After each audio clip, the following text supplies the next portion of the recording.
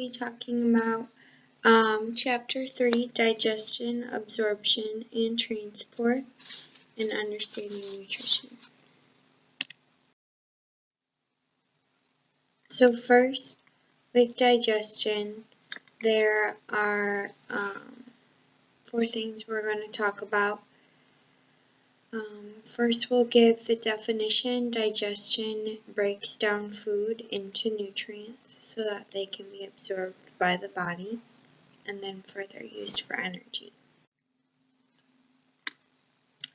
There are some challenges with digestion. The tasks of the mouth are multiple, so there has to be prevention of interfering between breathing, because you breathe with your mouth, and eating when you eat. While the food is passing through the system, making its way to the stomach, it also has to pass through the diaphragm, which is a challenge and an interference in the path. The digestion material, it must continue to move forward. If it goes backward, that will lead to problems, which we'll discuss later in this chapter.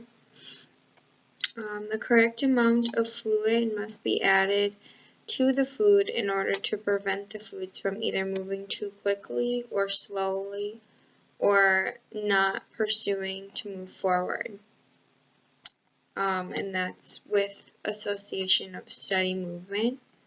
The food needs to be lubricated, which is done with enzymes that must be able to combine with the food to break down the products into absorbable fragments.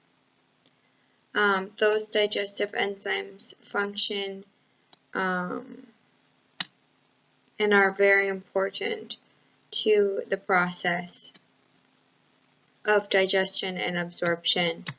The walls of the digestive system must be protected by these enzymes that break down the food because of the various pHs that go on through the digestion process with acidic juices to break down that food. The walls need to be protected with those enzymes, otherwise the walls will be broken down as well. And then leftover materials must be voluntarily excreted from the gastrointestinal tract so that, waste is removed and unwanted materials do not stay in your body. So it's important to know the order of these digestive processes. At first, it starts with the mouth, and it goes to the esophagus, and then the stomach, the small intestine, the large intestine, the rectum, and then the anus. So what is the lumen? The lumen is the inner space of the intestines. It's kind of like a garden hose would be the inside space of that. So here is a greater image of the gastrointestinal tract. It shows you the different parts of it, and if you look, it starts with ingestion, and then it goes to the actual breakdown of food through digestion, and then it moves to absorption, and then finally elimination through those last 3. And so here's another trivia question. The mass of chewed food is called the bolus, and that's going to be the mass of swallowed food that gets digested and moves through the stomach. And then that semi-liquid food that moves through the small intestine, that's important to know as well. That's called the chyme. So with the groups of digestion, they can be broken down into different groups. Mostly the mouth and the salivary glands start it. Then it moves to the pharynx and esophagus, then the stomach, the liver and gallbladder, the pancreas and small intestines, those work together, and then the large intestine and rectum and anus, which is mainly the excretion of the waste. So starting off with the mouth, this is where the process of digestion starts. It's really ingestion, because that's when the food is being taken in. Mastication here occurs, and it's the chewing of food. And so the fluids from food and the salivary glands then assist in the start of breaking it down and then swallowing it. While you're consuming and ingesting that food, there's 5 basic taste sensations. There's sweet, sour, bitter, salty, and umami, which is that 5th one that means really savory. The aroma, texture, and temperature are important to the flavor of the food when you are eating it. And when you swallow it, it then passes through the pharynx. And so as it passes through the pharynx, then it moves to the esophagus and the stomach. And there are 2 sphincter muscles that control this movement, the upper esophageal sphincter and then the lower esophageal sphincter. And those function with circular and longitudinal muscles, as you can see in the diagram. And sphincters are important as they control the passage of food particles and prevent the backflow of food as well. And as you can see, the esophagus muscles relax, which opens the passageway. So then the diaphragm muscles relax, and that opens the passageway, and then it can pass through. And then when the esophagus muscles contract, they squeeze on the inside, as well as the diaphragm muscles contracting, squeezing on the outside, and then that forms the closing of the sphincters. So then the bolus, remember, that's the consistency of when you're chewing up the food and swallow it from your mouth. That moves into the stomach, and then it will pass into the small intestine and become acidic and consist of like a semi-liquid mass called chyme. And the pyloric sphincter is the name of the sphincter that opens from the stomach into the small intestine. So then as it passes through the pyloric sphincter into the small intestine, it then the colon begins. And the colon begins with the ascending colon, which rises upward toward the liver. And that then becomes the transverse colon as it turns and crosses the body toward the spleen. And then the descending colon, which turns downward and becomes the sigmoid colon, which extends to the rectum. And along the way, the colon mixes the intestinal contents, absorbs water and salts, and forms the stool. Another thing important to know is the common bile duct. The bile are fluids from the pancreas and the gallbladder. And so bile is an emulsifier that helps prepare the fat and oils for digestion. And through excrete secretion, it's made by the liver and then stored in the gallbladder and then released into the small intestine through that common bile duct whenever it's needed to help break down those fats and oils. And so this is important to the digestion as well. And then moving on to the large intestine, remember that's the colon, and that's going to be connected to the small intestine through the ileocecal valve. And as it passes through the colon, there's the withdrawal of water, and then it excretes the waste through the rectum and the anus. And so throughout this digestion process, there's a muscular action going on that is helping break down the food even more so, and then beginning to aid in the absorption of the nutrients by the small intestine. And so segmentation, that's where the inner circles of that small intestinal wall contract. And when those muscles contract, it's helping mix the chyme with the digestive juices, and then that chyme can come in contact with the cells of the intestinal wall in order for the chyme to get absorbed and those nutrients to enter the bloodstream. With peristalsis, that's the outer longitudinal muscles, and that's helping push the chyme forward and keeping the motility of digestion.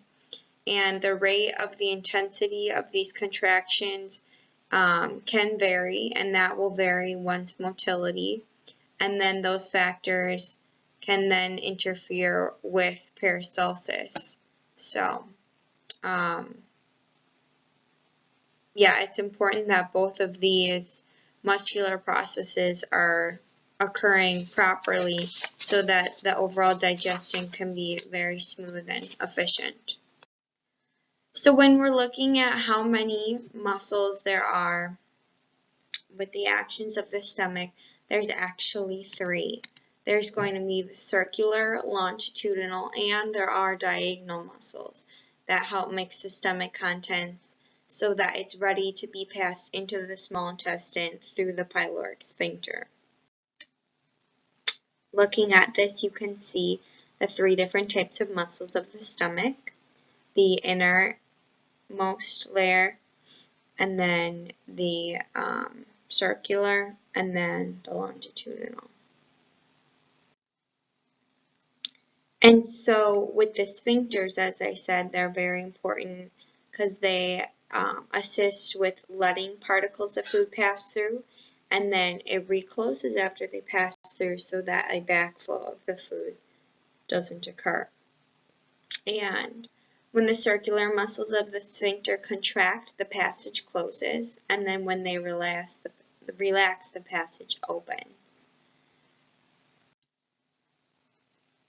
So with digestion, there are secretions that occur that are very important to the process. There's 5 organs that aid in these secretions. There's the salivary glands, the stomach, the pancreas, the liver, and the small intestine. Of these secretions, they secrete fluids and enzymes. Enzymes are important because they catalyst, meaning they make proteins that help the reaction quicken and move faster and help the chemical reactions complete in a timely manner. And also some of these enzymes aid in the hydrolysis and breakdown of the food and the nutrients. So saliva helps moisten the food and makes it easier for the passage. And with that, that has a protective role and initiates the carbohydrate digestion to occur because there are enzymes in that saliva that starts breaking it down right away. And then as it passes through into the stomach will then produce those gastric juices that are really primarily responsible for the protein digestion.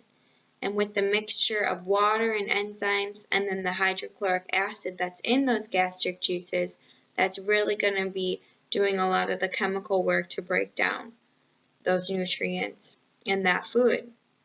And then the mucus of the stomach wall is what protects it from the dangers of the hydrochloric acid. Hydrochloric acid is very, very acidic, as a pH of 2, and can be very dangerous to cells and cell walls if they're not protected.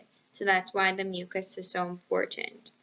If you look at that scale, you can't see it because of this video, but gastric juice is the same pH as lemon juice, so very acidic. Whereas saliva is about 7, the same as water. And then bile and pancreatic juice, which is another type of fluid and juices that aid in the digestion of nutrients, those are actually slightly basic. So these are where the salivary glands are located. And then, as I said, the ones that are slightly basic, these are the pancreatic juice and the bile. And so these are released through ducts into the duodenum, which is that beginning part of the small intestine. And the enzymes act on all 3 energy nutrients: carbohydrates, fats, and proteins. Sodium bicarbonate, which comes from the pancreas, that helps neutralize the very acidic chyme that came from the stomach with that hydrochloric acid.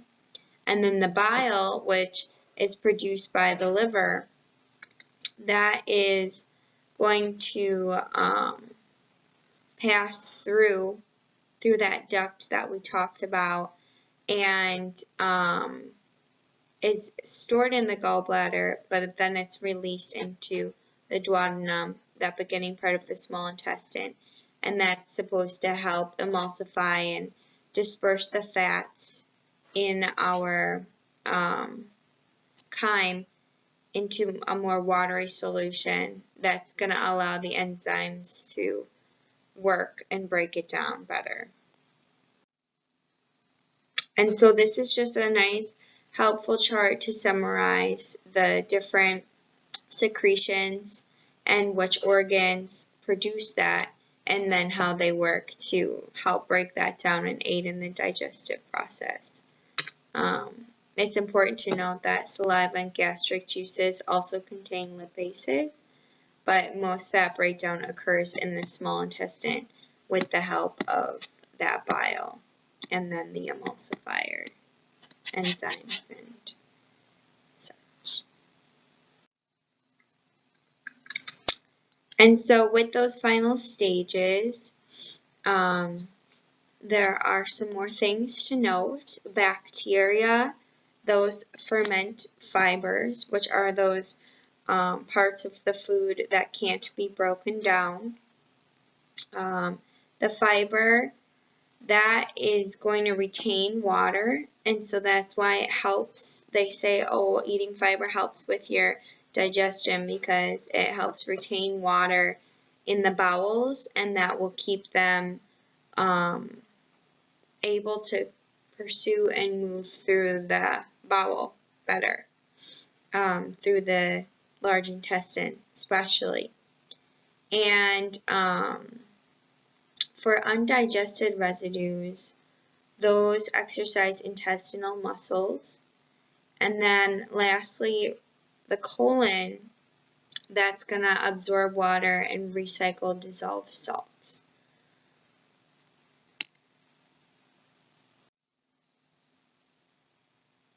And so this is looking at the fate of a sandwich with regards to the digestion of a sandwich, what occurs at each of these locations. So this is good just to go over when you're eating a sandwich, how that would begin. It would start in the mouth, then move down to the stomach and the small intestine and large. And just think about which macronutrients would be digested and at what point. Remember how there were certain macronutrients broken down more primarily in different parts, like fat was excessively broken down in the small intestine with that bile, and protein from the hydrochloric acid. But ultimately, they're going to all be broken down in the duodenum and then proceed to be absorbed by the cell walls of the intestine to go into the bloodstream. And then for the digestive fate of the sandwich, so this is like going over the answers more in depth. And then remember how we talked about with the saliva, like that, those enzymes in the saliva is really, and then you know, chewing and masticating, that's really going to aid in the breakdown of those carbohydrates. And so as we kind of have talked about already, the absorption takes place in the small intestine, mostly, which is 10 feet long and has a large surface area so that it can absorb the most nutrients possible. Because we don't want to be eating and have that food go to waste. Your body wants to get the most out of every single thing that you eat so that it can use those nutrients to their maximum potential and give your body what it needs to have the energy to function and maintain metabolism processes. And so with the absorption techniques, there's 3 different types of absorption. There's simple diffusion, facilitated, and active transport. And so this chart describes the absorption of nutrients into the intestinal cells by those 3 different types of transports.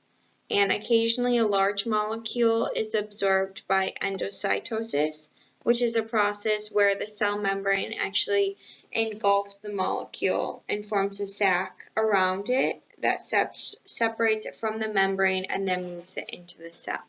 That would be like a 4th optional type that could sometimes occur. But with simple diffusion, some nutrients like water and small lipids can be just absorbed and go right across the membrane from outside the cell to the inside of the cell. Some nutrients like the water-soluble vitamins and like glucose, those are all absorbed by facilitated transport. And they need like a specific carrier to carry them across the cell membrane. And alternatively, this transport may occur when the carrier changes the cell membrane in such a way that the nutrients can then pass through. And then lastly, active transport. Some nutrients, such as glucose as well, and amino acids are absorbed actively.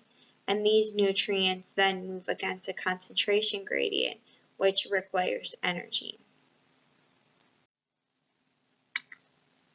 And so within that intestinal wall, we talked about that surface area being great. And the greater the surface area, the greater its potential to absorb nutrients. Well, villi, microvilli, and the different parts of that small intestinal wall are what makes it so great in the surface area. So the villi select and regulate the nutrients absorbed.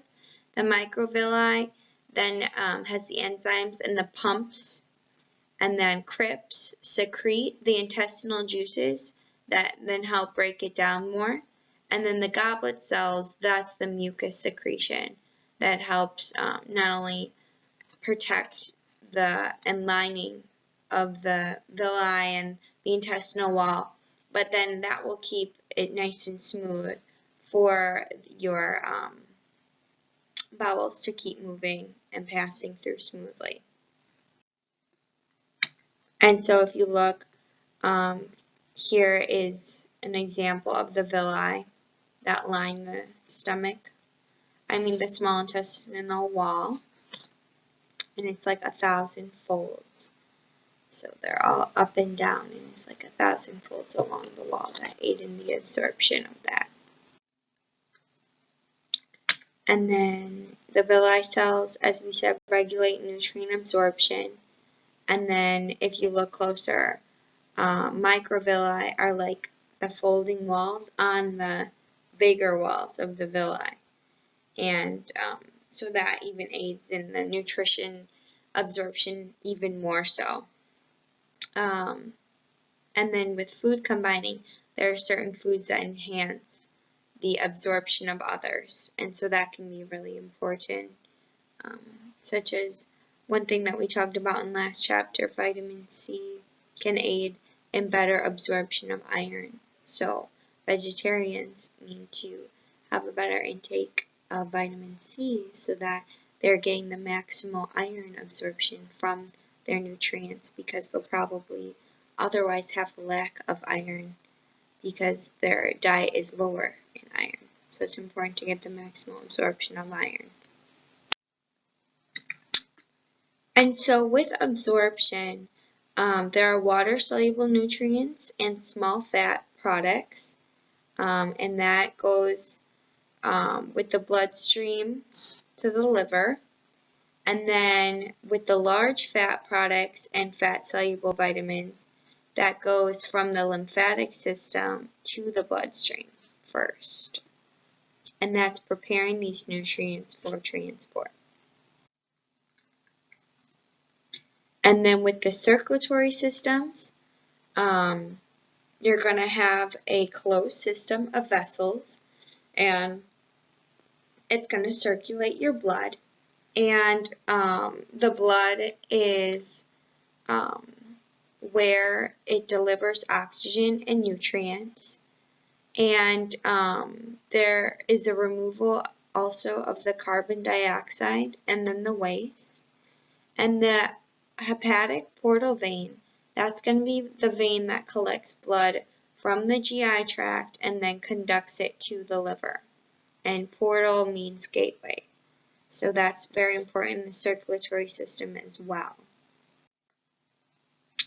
And so this shows how the circulatory system is a closed vascular system.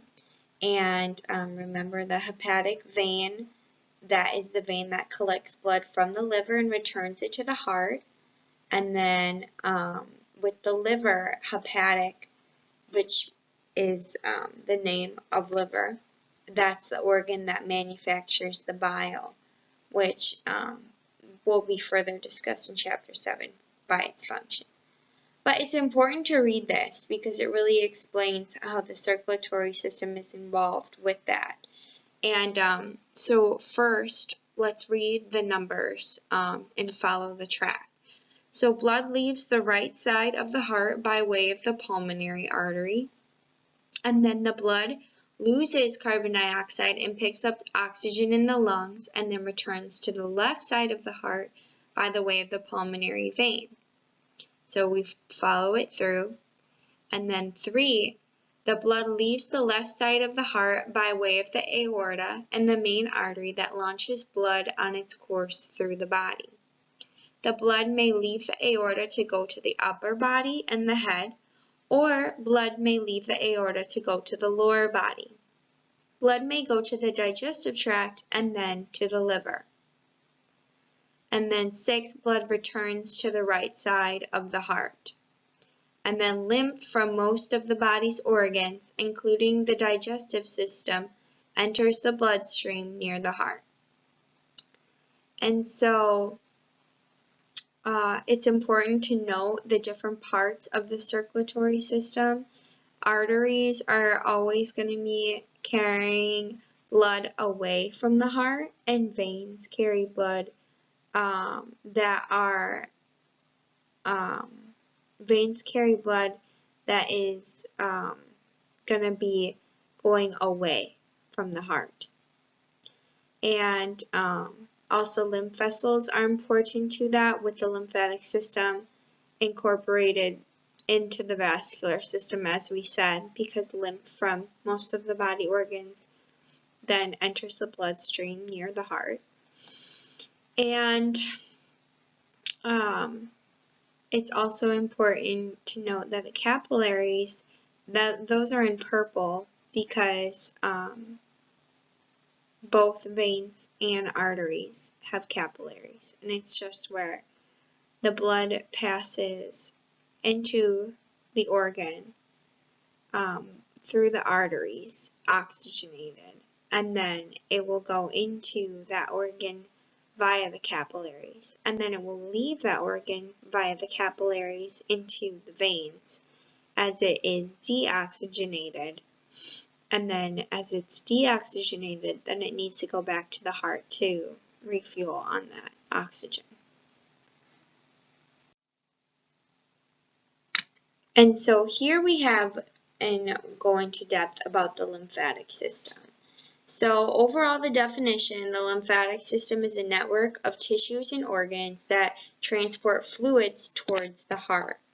And the GI system is a part of the lymphatic system because it carries the products of fat digestion into the bloodstream. And so lymph itself, it's like a clear liquid, and it contains white blood cells that help fight infection, and that lymph from the GI tract helps transport the fat and the fat-soluble vitamins to the bloodstream through those lymphatic vessels that we just looked at. It's a one-way route. There aren't any pumps, and it just collects the fluid. And then when it enters into the bloodstream, it does this mainly through the subclavian vein. That's the vein that provides passageway from the lymphatic system to the vascular system, which we just looked at. The thoracic duct, that's going to be the main lymphatic vessel that collects the lymph and then drains into the left subclavian vein.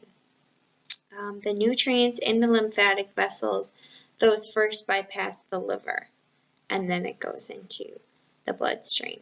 Those are going to be, again, those fat and fat-soluble vitamins. And so this is a closer look at the liver. Reading the route of this is also going to be very helpful to you. So first we start, the vessels gather up nutrients from the digestive tract, and then the vessels merge into the hepatic portal vein, which we talked about, that conducts all the absorbed materials to the liver. And then the hepatic artery brings a supply of freshly oxygenated blood that doesn't have the nutrients, it's just for the blood, from the lungs to then supply the liver with oxygen. And then a network of the large capillaries branch all over the liver, and that makes the nutrients and the oxygen available to its cells. And then the cells have access to the blood from the digestive system. And then lastly, the hepatic vein gathers up the blood that is now deoxygenated and returns it back to the heart so it can be oxygenated. And although nutrients absorbed into the lymph do not go to the liver first, they go to the heart, which pumps them to all the body cells. The cells remove the nutrients they need, and then the liver handles the rest. So that's important to know as well. So now we want to talk about if microbes in the GI tract are good, what are they, and how could they be beneficial or harmful. And so first of all, microbes in the GI tract is C. They are influenced by prebiotics and probiotics, thus by one's diet. They are a healthy part of the GI tract, and the types of bacteria present vary due to many factors, but a primary one being diet. So if we go over gastrointestinal microbes, GI microbiota are a collection of microbes which are living organisms found in the GI tract. They're sometimes called the microflora or gut flora, and the collection of genes and genomes of that microbiota is called the microbiome. So first, microbes in a healthy GI tract. They have a role in disease, and there's differences in obese versus non-obese people in their microbiota. The factors that influence it are your diet, and depending on your diet will influence the levels of prebiotics and probiotics that you have. in your small intestine and in your GI tract. Prebiotics are food components like fiber that are not digested by the human body, but then can be used as food by the GI bacteria to promote their growth and activity. And then probiotics are living microorganisms that are found in foods and dietary supplements that, when consumed in sufficient quantities, are beneficial to health. You can remember this because pro means for and bio means life. So for life are the ones that are the actual living microbes.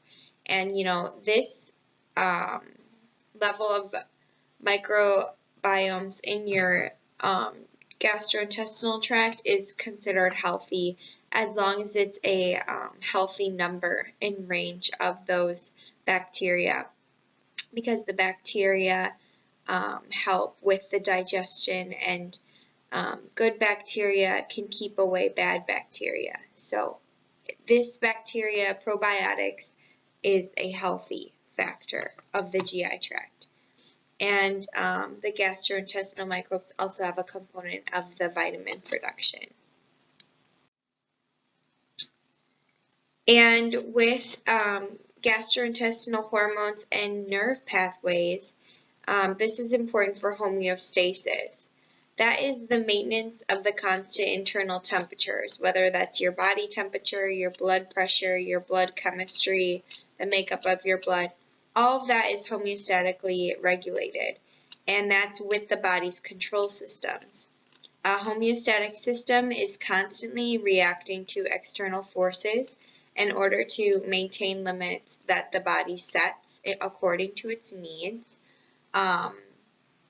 Home means like or similar, and then stasis means staying. So it's, the maintenance and the staying of your body regulations and limits. With that is very vital is the endocrine system and the nervous system. That's those two working together to not only coordinate all digestive processes, but all of the processes of the body to keep them homeostasis leveled. And with that, there's a thing called feedback mechanisms. It's a very helpful handout 3.2, and that's going to show you some of the hormonal feedback loop examples. Here it is. But with that, there are negative feedback loops and positive feedback loops. And it being a negative feedback loop does not mean that it's bad for your body. It just means that it can turn on, and once the factor has been returned to the homeostatic maintenance level, then it will be turned off. Whereas a positive feedback, once it starts and it progresses, the progression makes it keep going. And the only examples of that in the human body would be labor with women giving birth, and also with blood clotting. And those are the only two main examples of positive feedback. The rest is negative feedback, because it's like your body temperature drops. Well, then your body does the work homeostatically. It responds in order to raise your body temperature, and then once it's raised, then it turns off, and it no longer is trying to increase your body temperature. So that's with the negative feedback. And there are a few examples, but we'll look at one in a minute. But lastly, with the importance of hormones, specifically to gastrointestinal homeostasis, there is gastrin, secretin, and CCK. And so gastrin is a hormone that's secreted by the cells in the stomach wall, and the target organ of that hormone, it goes to the glands of the stomach. And in response, those glands of the stomach then secretes the gastric acid with that hydrochloric acid to break down the food. Secretin that's going to be a hormone produced by the cells in the duodenum, the beginning part of the small intestine, and its target organs are going to be the pancreas, and then in response, once the pancreas receives that hormone, it's going to secrete bicarbonate-rich pancreatic juice, which helps to, again, balance that acidic pH. And the CCK hormone lastly produces by the cells of the intestinal wall the hormone for the gallbladder. And in response, once the gallbladder receives this hormone, it releases bile and slows the GI motility for better nutrient absorption. And so, like I said, this is an example of a negative feedback loop that we can look at. So food in the stomach causes the cells of the stomach wall to start releasing the gastrin. And then the gastrin hormone then stimulates the stomach glands to release the components of the hydrochloric acid, the gastric acid. Then that hydrochloric acid in the stomach makes the pH reach a very acidic level so that it can break it down and break down those foods efficiently. Remember, primarily protein at that point. And acidity in the stomach causes the cells of the stomach wall to stop releasing gastrin. And that's going to be the negative feedback because it turned it off. It was the opposite response of where it started. It started to turn it on, and the improvement or the need of the change eventually caused it to turn it off. And that's good. That's what our body needed. It was a negative feedback because of the response, but it was good for the body. It was a part of maintaining homeostasis. And so, and this was just supposed to be interactive. So number 1 was the gastrin, and that pH can reach 1.5, but hydrochloric acid is around 2 or a little lower. And then it turns it off, like we said. So we just answered it going through interactively. Good job. And so this is a helpful chart talking about the primary actions of those GI hormones. We talked already about that, but this is a good way for review and to go over it. It's also important to note that the pancreas is protected by enzymes. And remember, the stomach wall is also protected by enzymes and that mucus that it's coated in. But as far as with the pancreas, a gland, it's a gland that secretes those digestive enzymes and juices into the duodenum, and it secretes hormones into blood that help maintain the glucose homeostasis as well. And it also secretes that bicarbonate and enzymes to help keep the pH slightly basic instead of acidic, because our bodies can deal with that. In contrast to the very acidic pH of the gastric juices and the chyme before it's moved through the small intestine. And so the system at its best, it is sensitive and it's responsive to the environment. There's levels of immunity, working with the immune system and the lymphatic system, and those secretions help to digest and protect the organs, as we talked about, with the enzymes protecting the walls and the organs of the digestive system from those harmful pH levels used to digest the food. With the health of the digestive system, there needs to be a good supply of blood, and that's what we looked at with the vascular system intertwined with the lymphatic system. And then lifestyle factors as far as what you eat for diet and how that can contribute to the health of your digestive system with probiotics and prebiotics. Remember, that's very important as well. and sleep, physical activity, a state of mind that can all impact your GI health. And keeping that tract healthy is essential. With the types of food you eat, you want there to be a balance and a moderation, a variety, and an adequacy of your meals to make sure you're getting those nutrients that your body needs. So now we're going to look at common digestive problems that's highlighted in this chapter.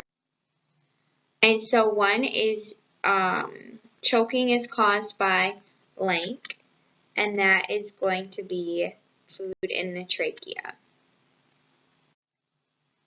And so this occurs when food slips into the trachea and it cuts off the breathing, and then there's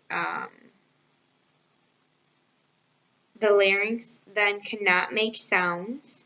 So that's the international sign of choking, is that they can't, like coughing is a sign that it's coming up. If there's no sound being made, it's because the larynx is blocked, the breathing is blocked, and the Heimlich maneuver needs to be performed. And also, there are strategies to preventing choking by, for children, preventing them from eating foods that are commonly associated with choking, or making sure that it's properly cut up so that they don't choke on it. Typical hazardous foods for children would be hot dogs, nuts and seeds, bigger bites of meat and cheese, whole grapes, popcorn, large raw vegetables, and even like chunky peanut butter. So buy creamy peanut butter for your kids. But strategies other than that: cut foods into small pieces, make sure to chew thoroughly, don't talk or laugh with food in your mouth, and don't eat when breathing difficultly. And then those will help you prevent choking. So this is looking at normal swallowing and then choking on the right. And with normal swallowing, the epiglottis, that sphincter between from your mouth to your esophagus, that closes over the larynx, and that helps block the entrance to the lungs with the trachea. And then the red arrow shows that food is heading down the esophagus. Normally, it's going down the esophagus side. However, with choking, it's when it gets lodged into the pharynx, and it's on the wrong side, and then it's blocking that air to your trachea. And then this is a diagram of the Heimlich maneuver and how that it gets it forcefully up and out of the larynx if it's lodged. And so now we're going to talk about vomiting.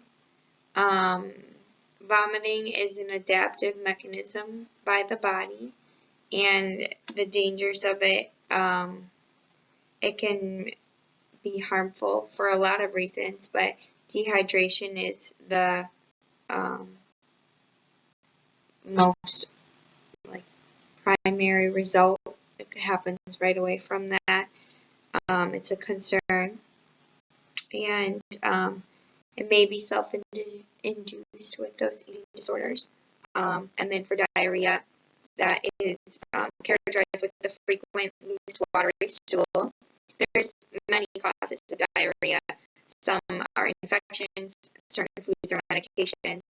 Some disorders like irritable bowel syndrome, which is bloating, abdominal discomfort, GI motility disturbances, colitis, which is inflammation of that large intestine, or celiac disease, which is a type of autoimmune disease that causes inflammation of the small intestine. With treatment for diarrhea, rest, drinking fluids, medical help if needed, because if it persists, you need medical help. Or here's a question for constipation. Which of these is incorrect? Constipation, it is not a disease, but it is often a result of a lifestyle.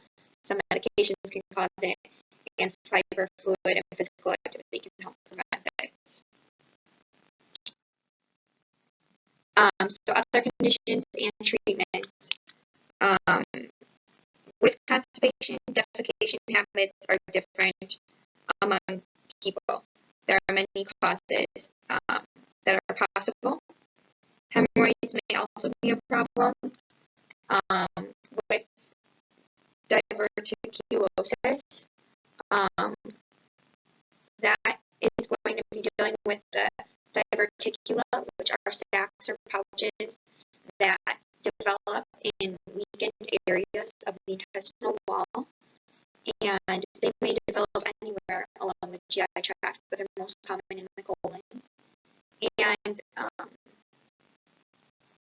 so also laxatives, those are substances that loosen the bowels and help prevent or treat constipation. Enema, that's a solution that can be inserted into the rectum or colon to stimulate bowel movement and empty that. There's mineral oil, purified liquid that is derived from petroleum, and that's used to help treat constipation. With more other conditions and harmful practices, colonic irrigation. That's popular but potentially harmful practice of washing the large intestine with a powerful enema, and it's also called colonic hydrotherapy. And then diverticulitis. That's going to be when those diverticula are infected or inflamed. What is the best explanation for the cause of intestinal gas? It's going to be D, bacterial fermentation of fiber and starch in the large intestine. And often fermentation by bacteria occurs in the large intestine, and the gas production is mainly caused from the sugars, fiber, and starch.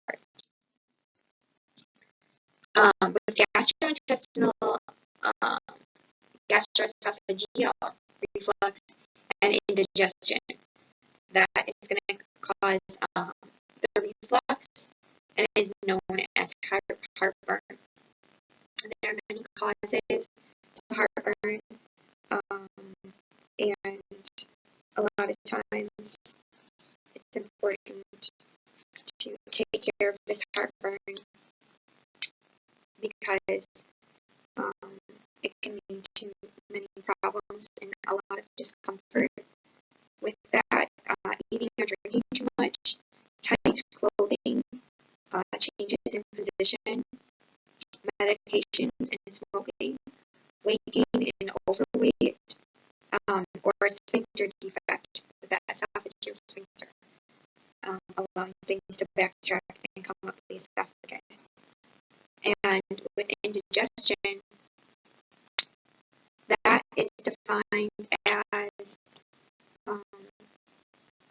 incomplete or uncomfortable digestion, usually accompanied with pain, nausea, vomiting, heartburn, intestinal gas, or belching.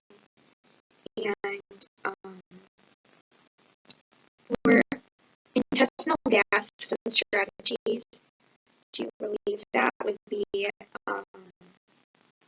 watch the bothersome foods that stimulate that, because often they're caused by carbohydrate-rich foods. Or with the belching, some strategies to relieve that are eat slowly, chew thoroughly, relax while eating. But with that treatment for the gastroesophageal reflux, eat smaller meals, drink liquids between your meals, and while you're eating, sit up and elevate your head. So like you're sitting this way, and that's the food digestion, so that's just going to help it. And waiting 3 hours after eating before lying down, 2 hours after eating before exercising, so like the movement doesn't stimulate it to come back off, and even refraining from wearing tight-fitting clothing, that can even help it. But also avoiding a large number of different beverages and foods that irritate your system, such as high fatty foods, fried foods, alcohol, carbonated beverages, a lot of the condiments that are high in sugar and acidity that can also stimulate. And also refrain from smoking cigarettes and using tobacco products. And if you're overweight, losing weight, that can help with that as well. It's important that you do this because reflux can also lead to esophagus damage, and this is called Barrett's esophagus. And eventually, you're going to have pain in your esophagus, and you have to start taking medicine for that as well. So make sure you're following the preventions of gastroesophageal reflux. With ulcers, there's peptic ulcers can either be gastric or duodenal, and the causes of these is it can be a bacterial infection, anti-specific anti-inflammatory drugs, excessive gastric acid secretion, and then ulcer treatments and strategies. Take the prescribed medicine for it, avoid caffeine because it's very acidic, and alcohol-containing beverages, and then minimize your use of aspirin, ibuprofen, and naproxen, and also no smoking. And so we talked about these, but here's a helpful chart just to summarize the different strategies to prevent or help treat the symptoms of GI problems. As you can see, it's really important to follow these strategies